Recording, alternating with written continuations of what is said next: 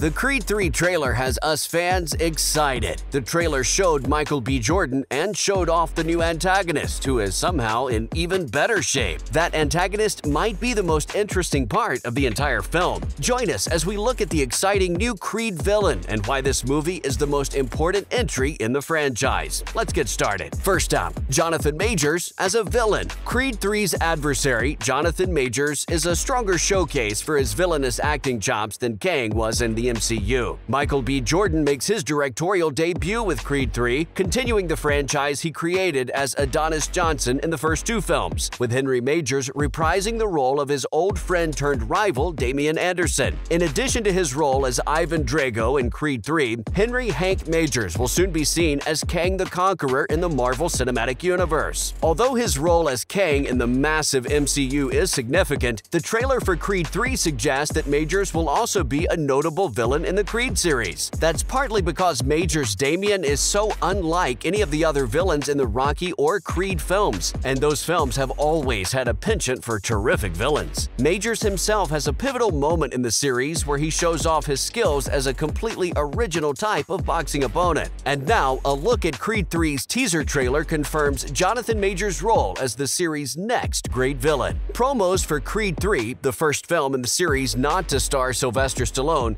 introduced Damian as a friend of Michael B. Jordan's Adonis. He had a similarly difficult upbringing and was just released from jail after serving 18 years. Because of his apparent animosity at not being given the same opportunity to become a professional boxer as Adonis, Damian finds himself at odds with Adonis. The trailer for Creed 3 gives a taste of Majors' portrayal as Damian, and he lends a lot of strength to the role. Majors, a character actor who has won praise for his work on Lovecraft Country, convincingly conveys Damian's resentment of Adonis. Like the not really villainous Ivan Drago, many villains in the Rocky and Creed series have been prideful or angry. Still, Majors' portrayal of Damian makes him one of the more likable villains in the series. That alone is giving the Creed movies a much appreciated shot of fresh energy. Next up, here's why Jonathan Majors is a perfect fit for this team. The first two Creed films were excellent examples of combining nostalgia with a brand new plot. Still, Creed 3 will need to find a replacement for Sylvester Stallone's Italian Stallion to present an interesting continuation of the story of Adonis. This is exemplified by Damian, a former friend who became a rival after witnessing his former friend's success after he changed his life path. Majors brings terrific intensity to Damian's story's dramatic and physical demands, making him a very humanized Creed nemesis with envy as his driving purpose. The first two Creed films were excellent examples of how to merge nostalgia with a fresh tale. Still, Creed 3 will need a new ingredient to present a fascinating continuing story with Adonis without Sylvester Stallone's Italian Stallion. That's what Damian stands for, a former friend turned opponent who saw his former comrade go on to tremendous success after taking a different path in life. The fact that Damian is motivated by envy makes him a more sympathetic enemy in the Creed series, and Majors brings a lot of vitality to the dramatic and physical demands of the role. As Adonis, Michael B. Jordan has long since established himself as a formidable on-screen presence. Jordan even delivered a knockout blow to Creed. Creed 3 also marks Jordan's directorial debut, which raises questions about the franchise's future and the impact of Jonathan Majors' casting as Damian. Majors appears to be the perfect choice to bring Damian to life as the kind of enemy Creed 3 needs to keep the Creed franchise new. Neither Rocky nor Adonis have ever battled an opponent with the worldview Damian espouses. Following that, why Creed 3 is so important to the franchise. Creed 3, a sequel to a spin-off, is more integral to the Rocky series than you might think. Since its initial release in 1976, the Rocky film series greatly advanced the sports drama genre in contemporary cinema. Rocky Balboa, played by Sylvester Stallone, is a cultural phenomenon. The original series of 6 films documented the ups and downs of the fictional boxer's career. Rocky is a cultural icon because he personifies the values of hard work and perseverance for many people. In 2015, the franchise made major changes to refocus on a new main character. Written as the illegitimate son of Rocky's old foe turned friend Apollo Creed, Michael B. Jordan's Adonis Creed is also the new protagonist of the Rocky franchise. After taking on Rocky as his trainer, Adonis Creed found his passion and talent for boxing through Creed's example. In the sequel, Creed 2, Adonis successfully defends the heavyweight championship he inherited from his father Apollo against Ivan Drago's son Victor. There have been rumors that Sylvester Stallone will not reprise his role role as Rocky Balboa in the upcoming Creed 3, which would continue Adonis's journey. It's more likely that Creed 3 will launch a brand new era for the series. The next sequel is pivotal to the franchise since it will be the first time that Donnie isn't being trained by Rocky and doesn't have a surrogate father figure in the form of Rocky. The ending of Rocky's story has already been established in the previous films, so Creed 3 can focus on establishing the future of the Rocky franchise without the Italian stallion. Creed 3 may be, in many other respects,